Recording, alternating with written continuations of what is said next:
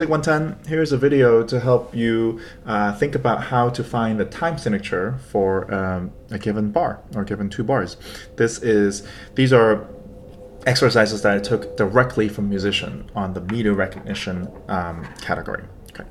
So to remind us, first of all, we're looking for the time signature, which essentially has two parts, has two numbers.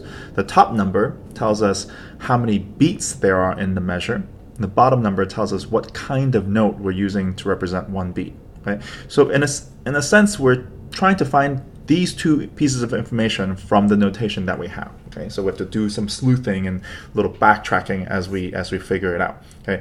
Because at the moment, if you take a look at this, it's kind of unclear how many beats there are in this measure, or how many beats there could be.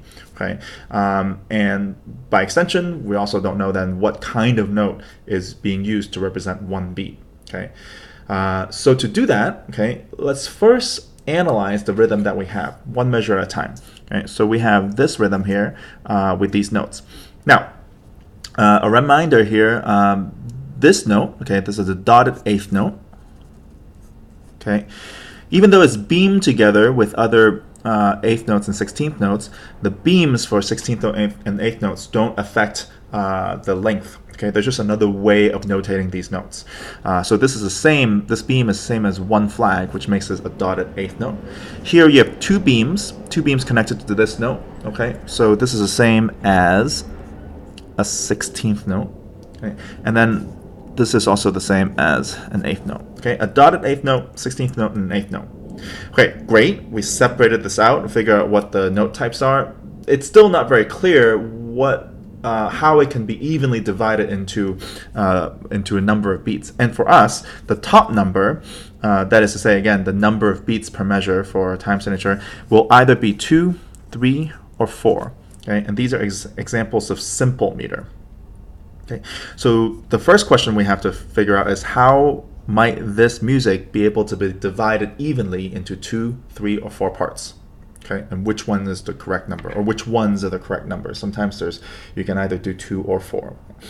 Okay, and here is how we're going to do it. Okay, so first, let's further break down these notes into the same note type. Okay, so one way to do that would be to break them down into the smallest existing or shortest existing note duration, which is the 16th note.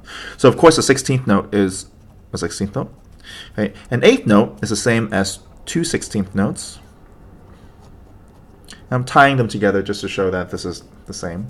And then a dotted eighth note here is the same as three 16th notes.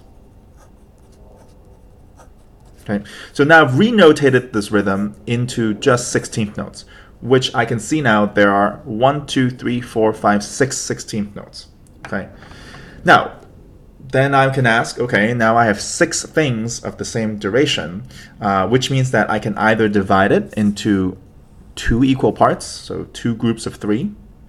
Okay, so perhaps this rhythm has 2 beats, or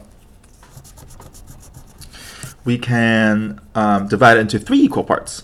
So perhaps this rhythm has 3 beats with an eighth note as each beat. Okay. Now let's talk about the dividing into 2 first. Okay. So if you remember, we're trying to find the time signature has 2 numbers. The top number tells us how many beats there are. The bottom number, though, tells us what kind of note we're using to represent one beat. If we're going to divide this into 2 equal parts of 3 16th notes each, or something equivalent to 3 16th notes for the beat, okay, that means that we have to find a note that is equivalent to 3 16th notes to be the bottom number. Okay, so we're trying to figure out what kind of note would be used to represent one beat.